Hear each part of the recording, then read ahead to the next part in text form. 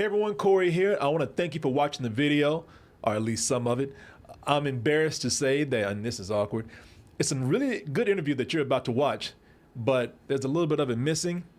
So I was doing some recording, and I guess one of the wires was loose, or I mixed something up. And for the first 10 minutes of the interview, you can hear the person that you came here to see and watch, which is the person I'm interviewing, Chris McKay. But myself, when I'm asking the questions, I look like this.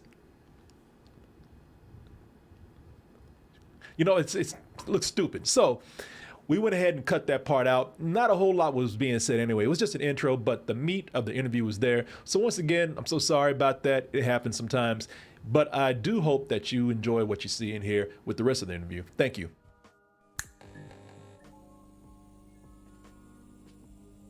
When you say that, it seems like a lot of people are going to immediately think of something like Evil Dead 2, Sam Raimi type stuff.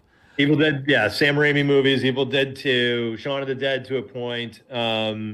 Peter Jackson, early Peter Jackson movies, the stuff he did in New Zealand, Brain Dead and that sort of thing. There's a lot of splat stick humor in those movies. I mean, there's a lot of horror movies or sort of horror comedy adjacent movies that traffic in kind of that splat stick sort of thing, and that was what one of the things that we wanted to do in our movie. American Wolf in London has moments of that. Yeah. No, you're right. Because I know a lot of people would say immediately Evil Dead or Evil Dead 2, and I mentioned that with a movie like this, you probably had a lot more influences, which you just did name. So that's good. Here's another possible influence for the movie. I don't know. I just thought that this was a funny connection right here. So in the film, as we have just seen, we have Nicolas Cage, who plays Dracula. So, a lot of people who keep up with Nicolas Cage, or a lot of Nicolas Cage fans out there, probably remember a movie, Vampire's Kiss, that he was in years ago. Yep. One of his most outrageous performances, and I mean, being that was a vampire movie, this is a vampire movie. It's probably a silly question to ask, but was there any kind of influence at all in the casting from this movie? I mean, obviously that's a great. I wish it would have been just as simple as he said, "I wanted to be a vampire" in Vampire's Kiss, and then we just said, "Absolutely, we need to make that wish come true." I wish that was the case,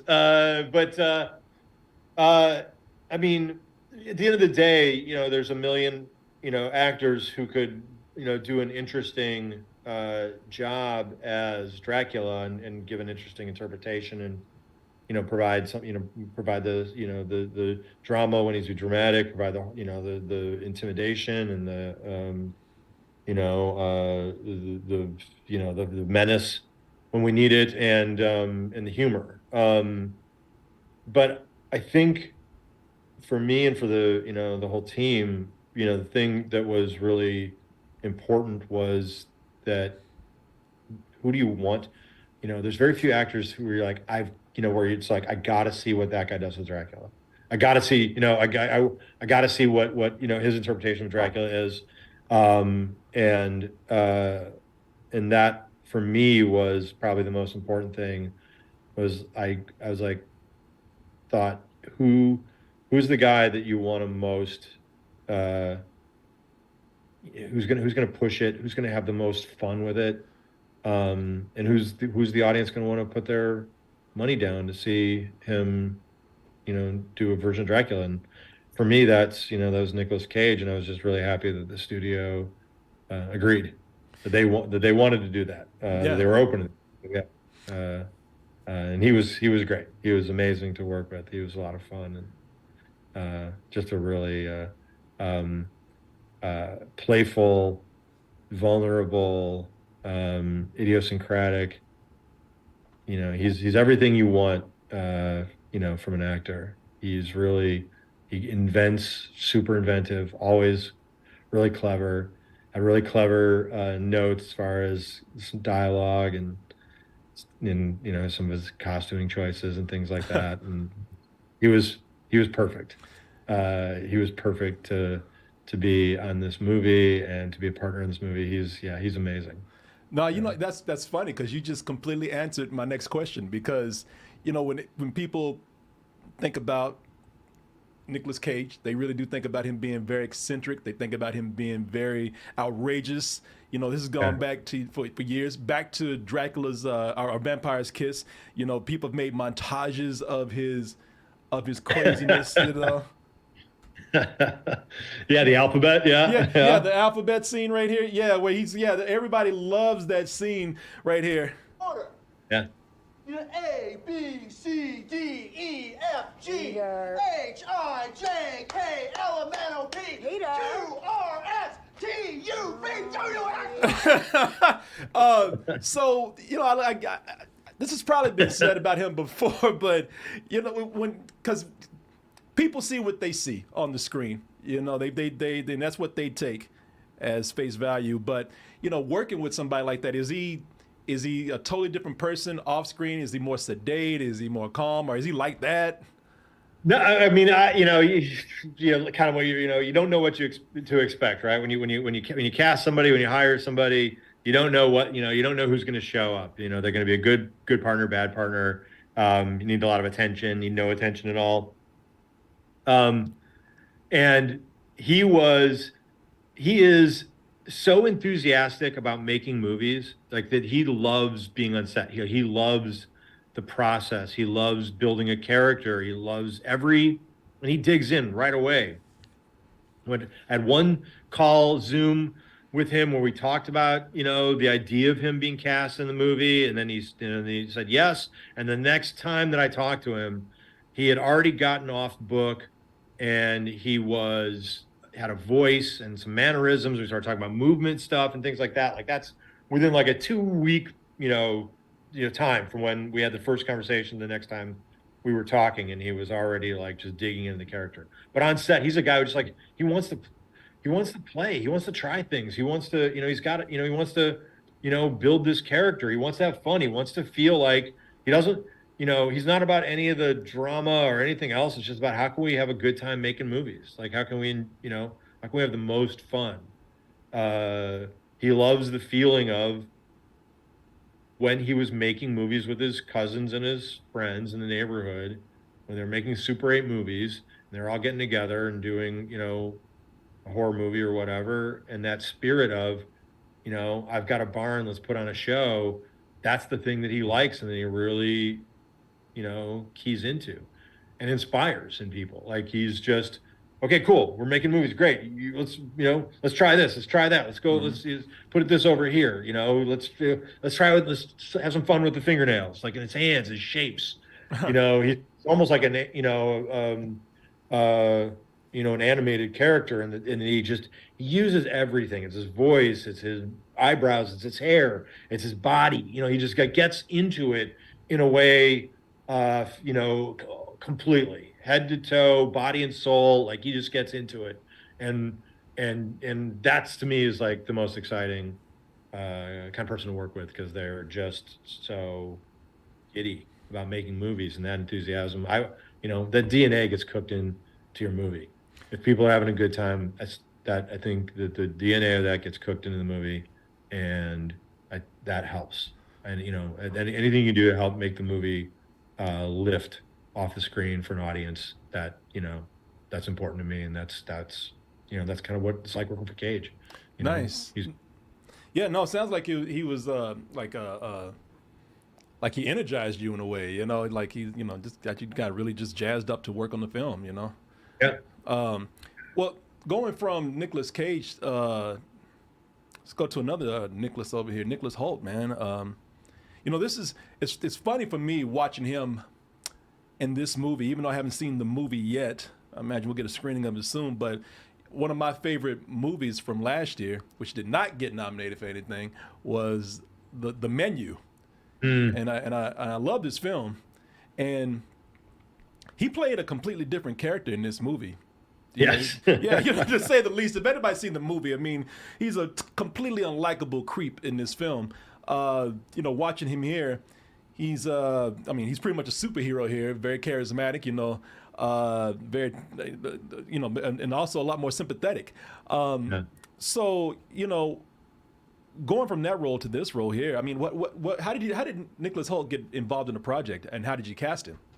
It was when I read the script. I think the major sticking point for this, for me, for the movie was who's going to play Renfield, who's going to play Dracula, who does the audience want to see play these roles, who's really going to go for it, because for Renfield, it has to be a guy he's going to eat bugs, he's got to be able to do some action choreography, and he's also got to be able to be vulnerable when you need to be vulnerable. So he's got to be weird. He's got to be, he's got to flirt with unlikability at times, and yet at the same time, he's got to have transform in the movie to, be able to stand up to Dracula. And so, so when I read the script, I mean, the only person, I met with Nick Hoult before, talking about another project, and I really liked him. And he's just, he did Warm Bodies. He did a, almost wordless performance as R in Warm Bodies, and Fury Road, shave his head, be a war boy, get all, white paint and, witness me and all that stuff. Like he's willing to go for it and try stuff. And you could hire a comedy actor, but maybe they can't do some of the other stuff. You could hire, there's a million ways that this could go wrong. Yeah. And the one way for me where I knew that I would have somebody who could really invest in Renfield was to ask, Nick to do it. And I'm very fortunate that he said yes, because I don't, it's tough to see this movie without him. It's tough to think about this movie without him. Yeah. Isn't that funny how when you cast somebody, you see a million different people doing it before, but once you cast that person, you just don't see it any other kind of way, man. Yeah, absolutely. So this could be just rumor right here, but I read, so it could not be true, but I read that with this movie, and I don't know if this is something that you want to do, but I read that there's the possibility that if, how this movie does, that other classic movie monsters could be spun off from this. Not that they have any intention of doing a universe, but it looks like it could be possibly an unintentional dark universe where Universal failed the first time. Is there any truth to that at all? I mean, certainly not anybody's intention. It's not like we had a 5-movie plan or anything like that, or that anybody, the studio, Ryan Ridley, the producers, Kirkman, anybody was sitting there going, and how we're gonna make more of these, films. You certainly can. There certainly is a world that's being built, and some this sort of cockeyed way into a Dracula world, a Universal Monsters world. That seems like a fun thing. Seems like a fun way to do their movies, as opposed to taking them. I get bummed out sometimes when people take things super seriously and they don't have any humor in all, or any kind of, even any sort of joy, where that can be really grating. It's fun to take it a little seriously, because I think dramatically there's a lot of meat there, in these relationships and in these characters. But I think when you're trying to do something, if you're talking about world building and universe building and all that kind of thing, you got to have some humor, some again, a different kind of way in, because I think we've all seen a million Dracula movies, a million interpretations of Frankenstein, and Invisible Man and all that kind of thing. So having just a little, taking a little sideways look at these characters in this world and coming up with something that is, I really liked what they did with Invisible Man. I thought that was really interesting. And I think if you look at the way people in independent films do vampire stories, where they stand in for addiction, or they stand in for, immigration and things like that, where there's really smart takes on, what you can do with these characters. I think that stuff's kind of fun, and that's just again, finding another lens, another way of looking at this world and these characters. That's the most exciting thing for me when I'm as a audience member. When I see something like that, it's like, oh, cool, they're going to try and do it through through that that lens. That's interesting. That gets me excited about going to see a movie, and that's the kind of thing I look for when I'm looking at scripts. Yeah, no, I think that's a very natural approach to things. I think that's where a lot of studios mess up, where it's like when they force stuff out there, and they do take it too seriously at times. Even at times when it shouldn't be taken seriously. We just talking about the dark universe, and I think that failed because they tried too hard, and there was like not a lot of levity to it. So it's exactly what you're talking about. So you would not be opposed. I'm sorry. Go ahead. No, the only thing I was going to say was that I didn't the Mummy movie was was not as fun as it probably should have been, and unfortunately you had such a fun Mummy, Brendan Fraser, Rachel Weisz version of the Mummy was such a fun movie that to make something that's not as fun, when those movies are still in people's recent memory. That's a bummer. And that when when they put together that picture where there's a bunch of those actors and they're talking about, they're sort of like, Babe Ruth, pointing at the home run, where the home run's going to go. On the one hand, sure, it's easy to make fun of that. But at the same time, like seeing Angelina Jolie do Bride of Frankenstein or Javier Bardem do Frankenstein, there could be something interesting there. It's just a matter of, like you said, it's just a matter of like how you deploy the tone and if you're not gonna make it, if you're not gonna find it, a new way in. If you make it emotional, if you find a way of really making it, because when you look at the Boris Karloff Frankenstein, there's incredibly emotional scenes in there, and that performance is really modern and really, you really have a lot of sympathy for his character because he's so childlike, and it is sort of a the grace of God go I kind of story. So, I don't know, man. I think you got to find something, right? You got to find something. I think the problem with when people take things way too seriously is they take all the fun out of it and they take all of the emotional connection out of it. And they're not searching for a way to connect the audience to something emotionally. Yeah. And that's, I think, where things, when, to put, even more precise, point on it, I think that's where they go wrong. And, but I think it'd be cool to see an Angelina Jolie Bride of Frankenstein movie if they could, figure out a way to make that work. Just, when we talk about actors where you're like, oh yeah, I want to see Nicolas Cage play Dracula.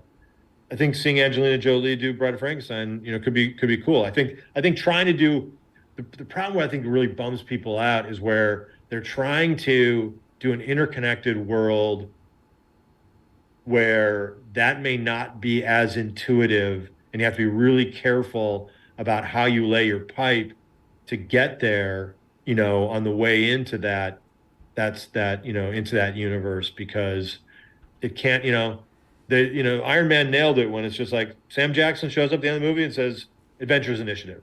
There's nothing else in the movie at all to put any of that other stuff together. It's a great story about a guy who goes through an incredible change, and you're really with his character. You're with Downey throughout the whole movie, and you're really charmed by him. You're really, he makes you laugh. Obviously, there's pathos in that movie. Because again, it's not like they didn't take that character, that world seriously. They did. It's just they held fire on trying to to develop a way of, connecting everything, to too soon, and just having Sam Jackson show up at the end, after the credits is perfect. It's just like, dude, go back to like simple storytelling Yeah. stuff. No, and you know what? You're exactly right. I think that's the big tragedy of it all, is that I would have loved to have seen, it's not the concept that bothered me, it's how they went about it. I would have loved to have seen these actors play, have their take on these classic characters, man. That's what kind of disappointed me. And a lot of people laughed it off and said, we don't need another universe. I'm like, well, we don't, but that would have, those actors would have been great at playing those roles, I think, with the right project. Yeah, exactly. I mean, it's like, it's separate from trying to do this sort of the kind of cynical thing where it's trying to feel like we're gonna, make an interconnected world. If you just said, "Hey, do you want to come see Javier Bardem play Frankenstein?" You've been like, "Oh yeah, that I'd like to see what that guy does with Frankenstein. That sounds cool. That'd be, I'm into it." Yeah.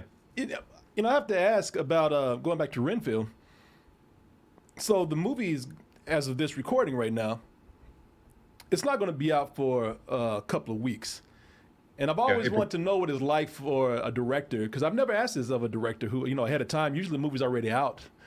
But, what's the anticipation like waiting for this movie to be out? I mean, are you nervous? Is it something you're just used to? You ready to move on to the next project?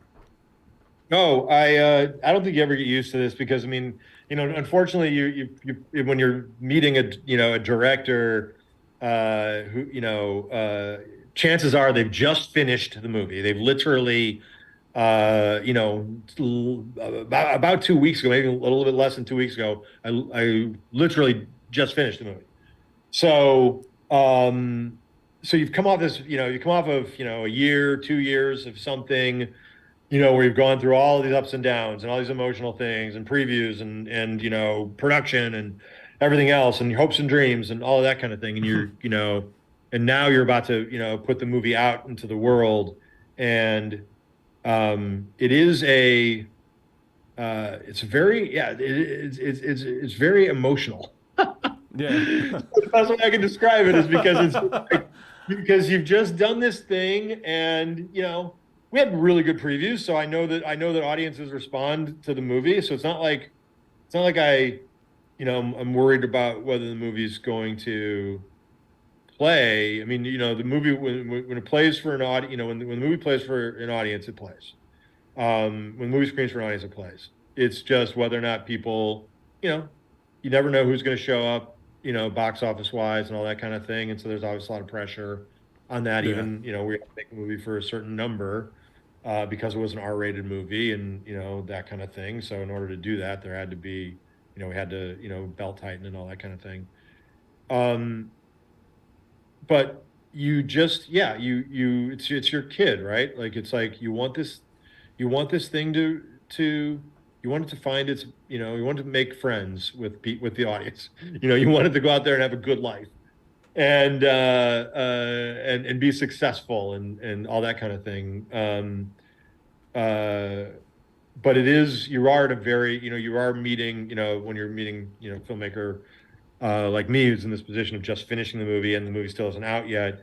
It is this kind of weird, you just come off this high and now there's, I'm reading scripts and I'm doing things to prepare for, another movie, but you're still like, a ways away from that. And the movie you just finished hasn't come out. So you don't know how, what impact it's going to have on the world and that sort of thing.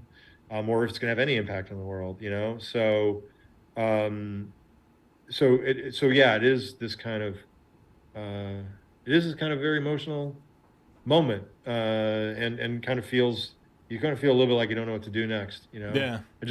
I just enjoy, this is where you're trying to get really zen and try to just enjoy every, moment that you can, spend time with your family and friends and take the dog on an extra long walk, that sort of thing. No, it's just like any kind of project you put a lot of time, sometimes years of time into. Of course, it's going to be emotional. A lot of people just don't see that. They don't see the human beings behind it a lot of times. They see the characters on the screen and that's it. Well, speaking of the projects that you've worked on, because you've done 3 movies so far, right? Yep. And so let's look at the nature of these films. So I think your first movie, Lego Batman, and after Lego Batman for Prime Video, Amazon, you did the Tomorrow War, and now you're at Renfield. So we've gone from a family animated feature to a PG-13 streaming blockbuster to a rated R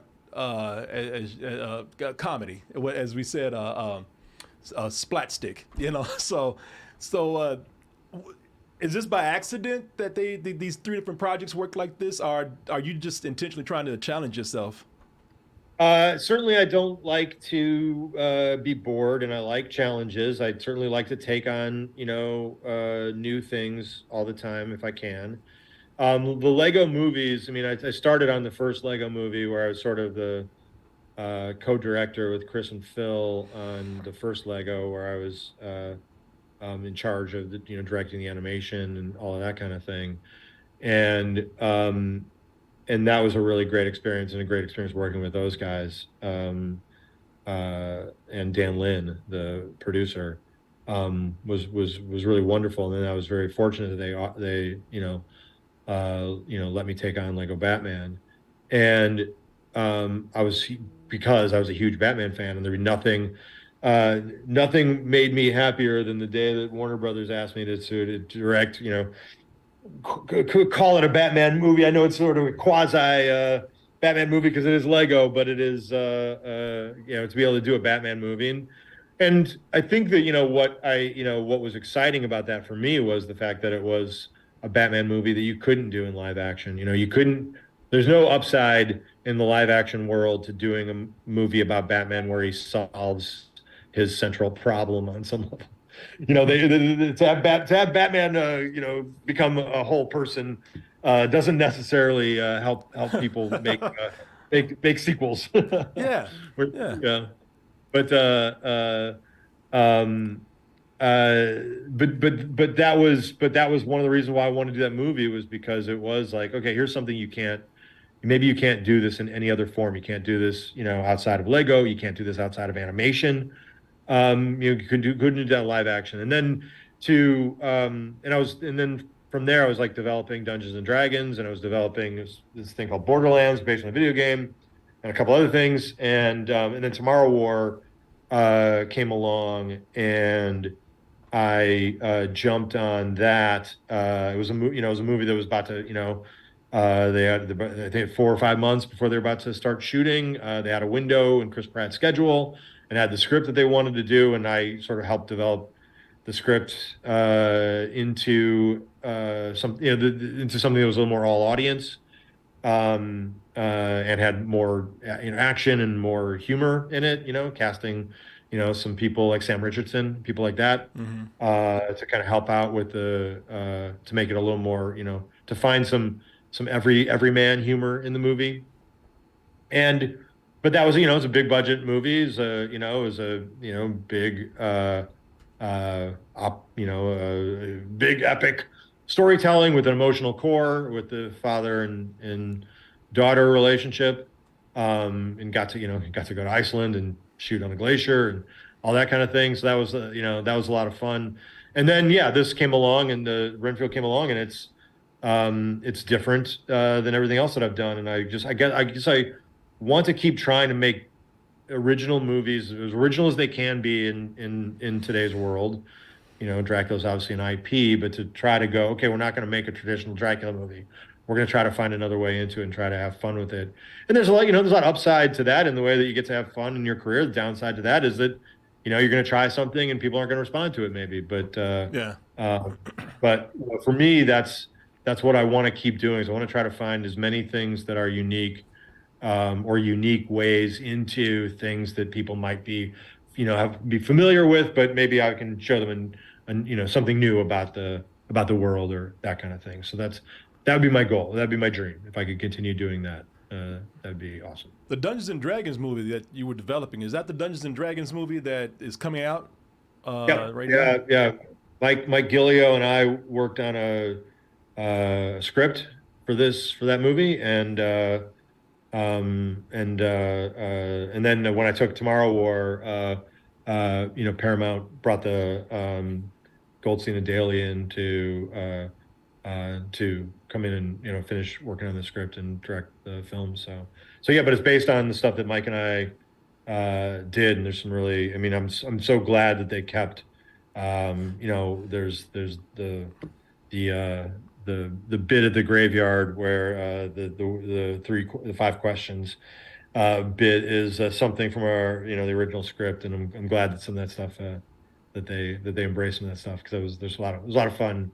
For me, Dungeons and Dragons. I mean, I've played Dungeons and Dragons since I was a kid and loved it, but I knew that there's kind of an overcome to that movie. So at the end of the day, having it feel like a heist movie Yeah. was the main thing that I want. A heist movie with owl bears, like that kind of Nice. thing.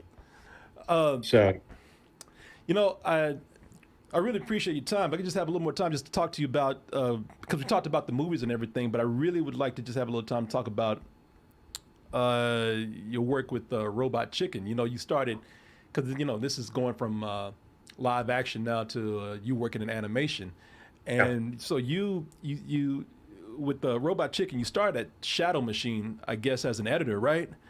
yep, And then yeah. then eventually worked your way up to.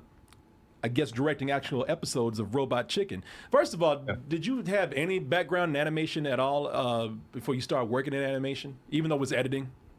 I'm from Chicago originally, and I done a lot of music videos, a lot of commercials, I did a lot of doctors and training tapes, shot a lot of surgeries, did a lot of TV news stuff and things like that, and had done like this much animation. But even the animation I've done isn't necessarily the same as stop motion. Stop motion is a really unique art form. It combines, the best of animation and the best of live action filmmaking, or more possibly the worst of both, maybe depending on your point of view if you're a producer.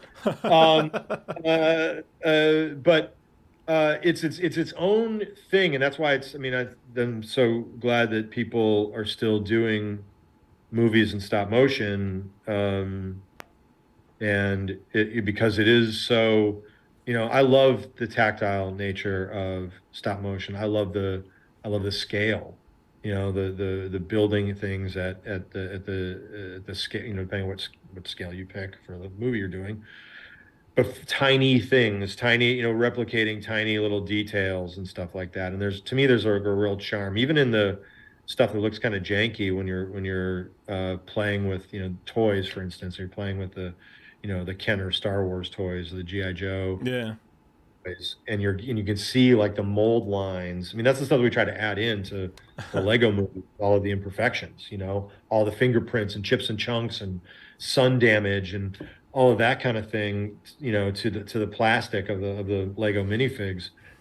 That's all. I find that stuff to be really charming. My dream would be to do a GI Joe movie, but you do it animated and you do it, like a stop motion, or you do it sort of CG stop motion combination.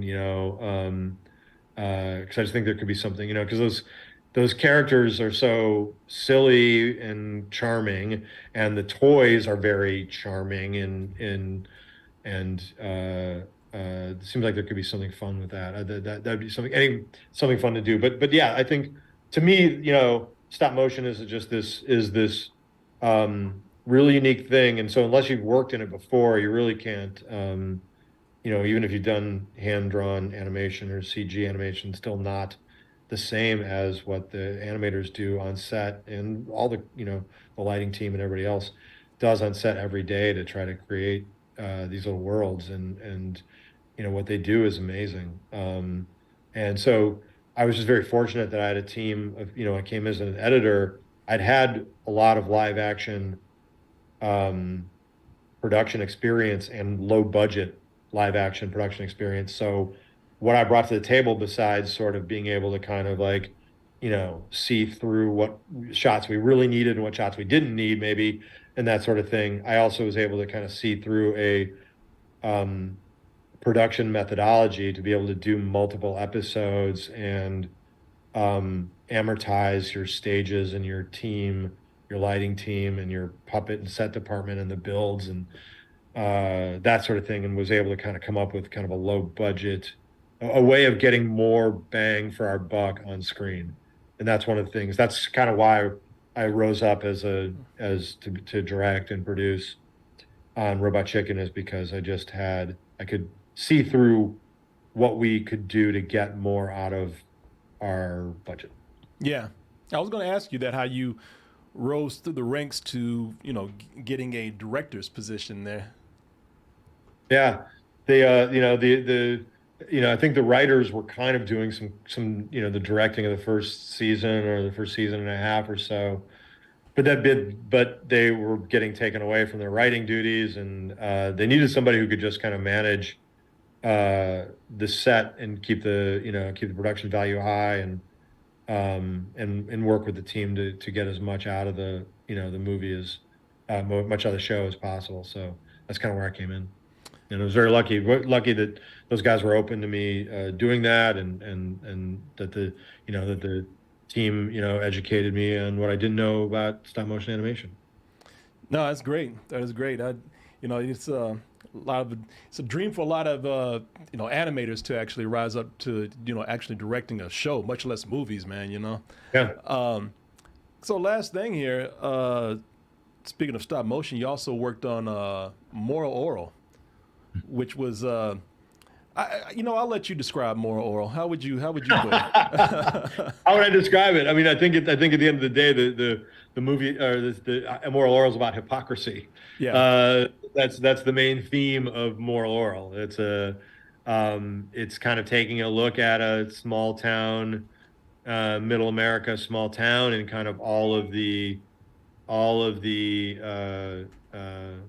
ways that we sort of lied to ourselves, I think, at the end of the day. And it was a fun, Dino and Scott and Jay were great collaborators to work on in that show, and all the other filmmakers and they got to work on it. That was a lot of fun to do, and sad that it was so short-lived, because I know that there's a lot of stories that they were telling in that world. But yeah, that was a good show to work on. That was a lot of fun. Yeah, I was wondering if you had a lot of pushback or feedback from religious groups or religious people out there. I'm sure Dino did. I'm sure Dino heard from a lot of people about the show. And I'm sure that Adult Swim did. Sometimes they shielded some of that stuff from us, Yeah. but yeah, I'm sure. And I'm sure if that show came out now, it would be you would get a million more, a 1,000,000% more feedback on the show than maybe we did back then. I think we were flying a little bit radar. I'm going to let you go, man. I am going to sneak this last thing in because I want to show these people this sexy picture of you right here because of all the tattoos you got. With the beard. Got that beard and that deep V going on. You got that Yeah, I gotta wear. I gotta wear that deep V more often. Yeah, it works. I got a shirt I think just like that almost, man. But have you been approached by Marvel to do any movies? Since I know you're a big Marvel fan right here. Yeah, I'm a huge Marvel fan. I'm a huge comic book fan in general. I mean, I grew up in comic books and all that kind of thing. No, not. You go on lots of meetings where you meet with people, but nothing. A lot of times it's just getting to know people and sort of setting the table in case something comes along that they think you're going to be right for and that sort of thing. So, no, haven't been approached about a particular project. For DC, I was working on Nightwing, which I hope is still something that I get to do, because that's a real the story of Dick Grayson, something I'm really passionate about. But nothing in Marvel, no. Well, it's been great talking to you. Learned a lot with this conversation. I really appreciate it, man. Thank you for being so gracious and also just like I said, just being so laid back and telling us everything that you have to tell, man. Yeah, it was really great talking to you. Thank you very much. All right, I'll let you go now, and thank you. Talk to you later. Bye-bye. Korey, bye. And I'm just going to let people know right now, I have been doing some stuff earlier in the studio, and I had the sound turned down. So we might have edited this to where I had to go and re-ask some of these questions. So hopefully it doesn't seem too weird. In fact, I know I'm going to have to do that. But hopefully by the time you see this part of the interview, it'll be done. It'll be seamless. You won't notice a thing except for me, giving it away because I was running my big mouth and telling you that it all got messed up. But I want to thank Kevin King once again for getting these interviews for me. Today was a really busy day for me, and I thought I was going to have to cancel this interview, but glad I did it. Like I said, man, I hope these are entertaining to you, but they're very informative to me, and I just walk away learning so much about not only these people, but just how the business is, how people do, how they approach their art, or how they approach projects differently. It's really cool, and I'm, again, grateful for the experience. Thank you, Kevin. And, of course, I want to thank Chris McKay for coming in and agreeing to do the interview. Sorry, I just got a message over here. Agreeing to do the interview. I appreciate it very much. Had a lot of fun with that one. And I hope you had fun with it as well. And if you did have fun with this, then you need to check out our Double Toasted interview channel, which I don't have up right now. I always say I'm going to do this, and I never do. Double Toasted interviews. Just type that in, and that'll take you right over to the channel. And here we are. And we have a lot of interviews with creative people such as Chris McKay, a lot of directors, a lot of actors, a lot of artists of different types, animators, internet personalities, and all of them are very, very, very entertaining to listen to. And as I said, somewhat educational. So please check it out. Double Toasted Interviews on YouTube. And check out all the other stuff that we do here on Double Toasted. We got shows going up almost every day. We work so hard for you out there. So hard. So hard. Oh, look at these. You just pressing buttons giving me calluses, man. Look at these hands. These hands are working man's hands. And all I'm doing is just pressing buttons on a computer. That's because I work so hard for you. But I'm glad to do it. Nothing gives me more joy in life than coming out and doing these shows. So please tune into what we do, and you can get a hold of me anytime by emailing me at kcoolmans. Let me cut that down a little bit. kcoolmans@gmail.com. That is KCOOLMANZ@gmail.com. Email us with any kind of questions, comments, compliments, insults, input, and advice. Hit us up on our social medias, Instagram, Twitter, Facebook, TikTok, Patreon. We got all kind of stuff out there for you. Just type in Double Toasted. It's going to take you where you need to be. I promise you. Also, find yourself here in Austin, Texas, please let us know. Just email us. Once again, kcoolmans@gmail.com. When you do so, let me know what your plans are for Austin. Are you moving here? Are you just passing through? If you let us know ahead of time, give us a chance to clear our schedules. Give us a chance to make some nice quality time for you. And I promise you, we'll do our best to come out and hang out with you. All right, folks. Once again, thank you for being here. Enjoyed it very much. It's all because of you, and I am so grateful to you. So until next time, good night, good morning, good afternoon, good evening, whenever you are listening to or whenever you are watching this. Goodbye and stay toasty.